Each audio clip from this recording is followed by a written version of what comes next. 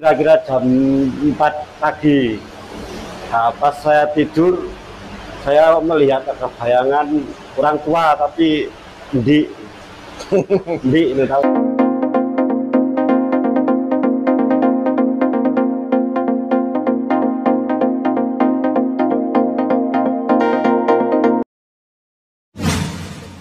Assalamualaikum. Waalaikumsalam Pak Wawan. Alhamdulillah ketemu Mas Arifin. Mas Arifin ini santri pertama Pondok Bismillah. Jadi ini memang cita-cita saya sejak dulu saya mondok itu pengen punya pondok pesantren. Ya, walaupun di sini pondoknya baru dan sebatas masih diwajibkan untuk selalu berusaha bisa sholat jamaah subuh. Tetapi setelah Mas Arifin menempati di sini itu katanya ada cerita-cerita yang menurut saya nggak ada, tapi menurut Mas Arifin maupun teman-temannya ada cerita yang mistik. Coba kita ulik ceritanya dari Mas Arifin. Gimana Mas Arifin ceritanya? Katanya kok ada hal-hal yang nggak biasa.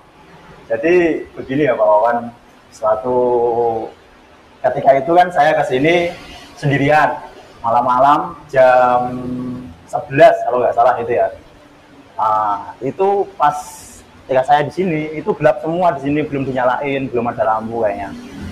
Cuman kayaknya ada lampu, cuman saya nggak tahu kalau itu ada lampu. Nah setelah itu saya masuk sendiri. Dulu keadaannya belum sebagus ini ya, masih dalam keadaan belum di keramik gitu, masih main. Terus saya masuk, saya datang sendiri ke sini, saya masuk sini. Saya pertama kali masuk itu gelap banget. Terus kemudian saya baca ayat kursi. Setelah itu saya baca ayat kursi keras, saya keras banget bacanya itu. Dan kita nggak tahu kenapa ya, kok di belakang itu ada suara kayak dentuman keras banget gitu loh, kayak udah gitu. Nah setelah semakin dentuman itu keras, saya semakin keras baca ayat kursinya. Dan setelah itu tiba-tiba dentuman itu berhenti sendiri. Dan setelah itu baru saya nyalakan lampunya. Setelah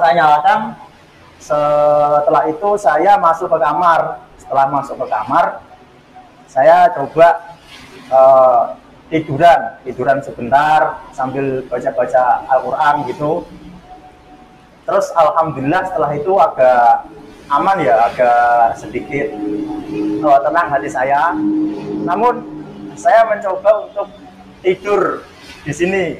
Pak Wawan waktu itu mencoba menyuruh saya untuk tidur satu malam. Tetapi pada saat itu kok rasanya hati saya itu belum sek gitu, belum berani untuk tidur di sini ya. Saya udah mencoba, saya itu mau tidur, ya Allah saya itu mau tidur, tapi kok rasanya saya itu masih ada rasa was-was gitu, belum berani untuk tidur di sini. Nah setelah itu pada waktu itu jam 12 malam ya, jam 12 malam saya belum juga bisa tidur. Udah saya merem beberapa kali, tapi saya nggak bisa tidur. Nah, ya kayaknya nih mungkin belum waktunya, kata hati saya kayak gitu. Ya, setelah itu saya langsung saya pulang. Saya nggak ngomong sama Pak Wawan. Namun setelah itu Pak Wawan WA, kok nggak jadi tidur? Gitu. Terus saya bilang, bisa aja Pak gitu.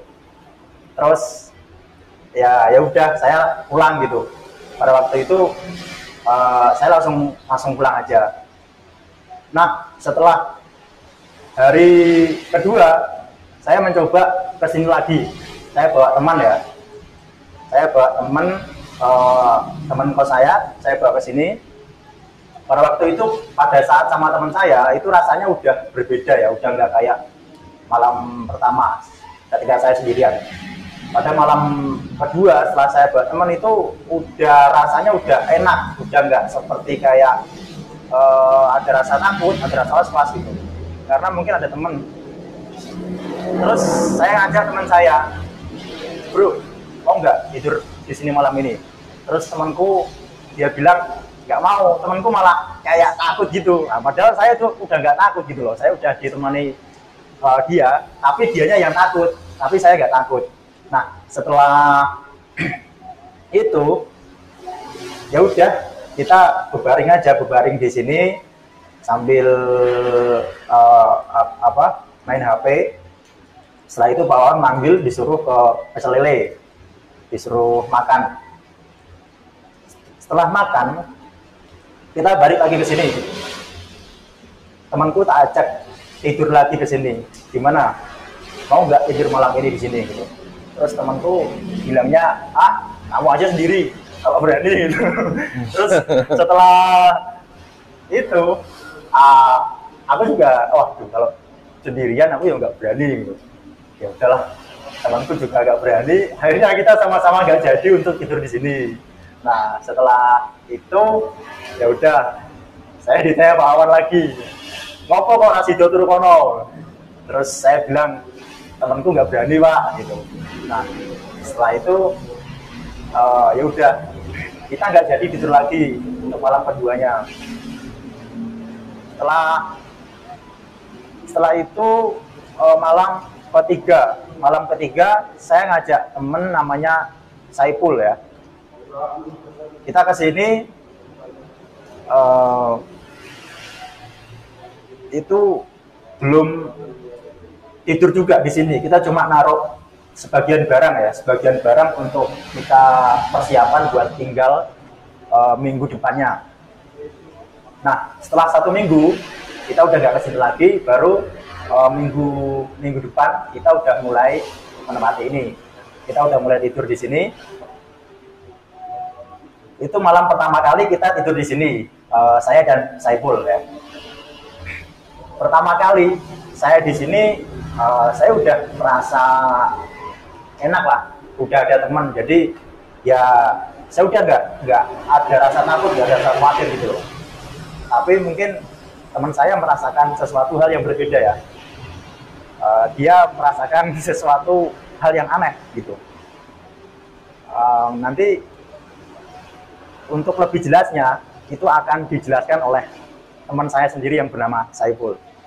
Oke, terima kasih Mas Arifin ceritanya tentang suara-suara di malam hari.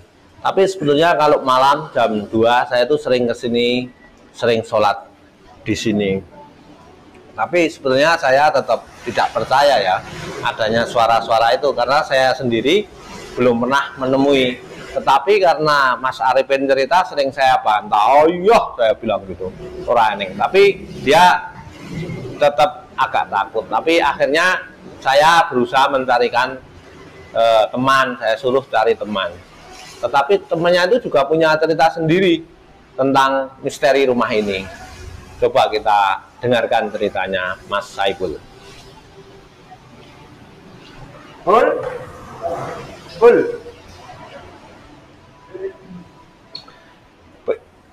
Wah, Kak Saipul, piye Pul?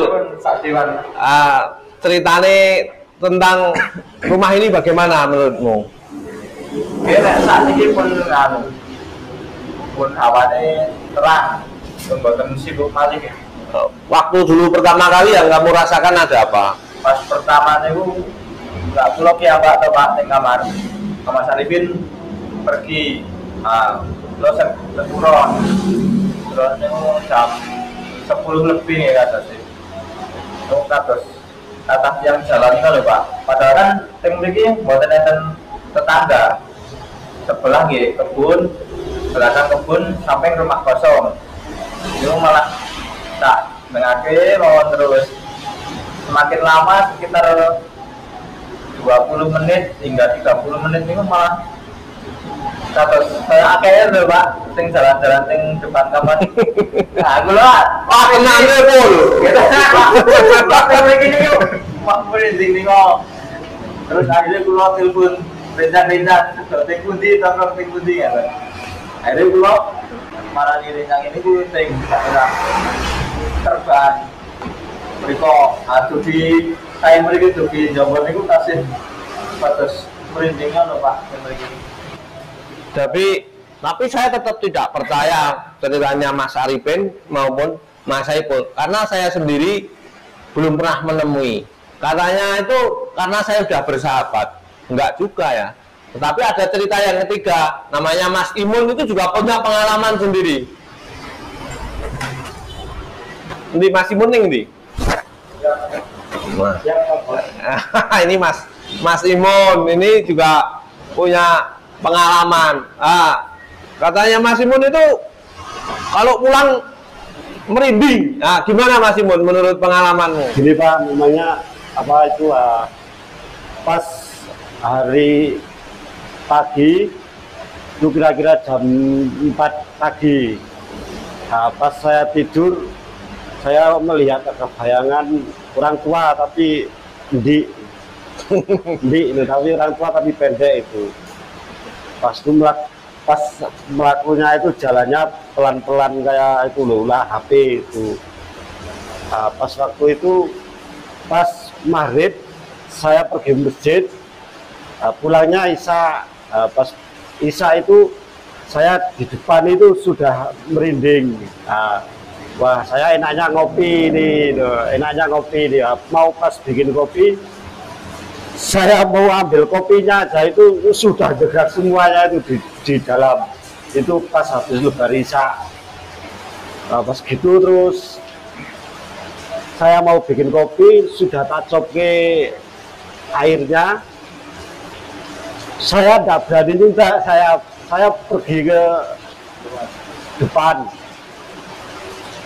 Itu gelas itu saya pegang terus, itu tidak berani saya mau bikin kopi, pegang terus sampai ke situ. Saya mau masuk lagi tidak jadi, mau masuk lagi tidak jadi, mau masuk lagi tidak ada, 3 kali saya.